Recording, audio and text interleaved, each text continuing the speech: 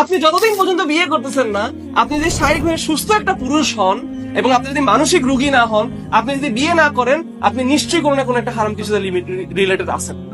এমনকি বিয়ের ব্যাপারে আপনার কাছে একটা দিনদার মেয়ে আসছে, কিন্তু দিনদার মেয়েটা নিকাবি, পর্দা করে, আল্লাহকে মানে, আপনি বলেন এটা তো না, এরকম মনের মতো হচ্ছে না।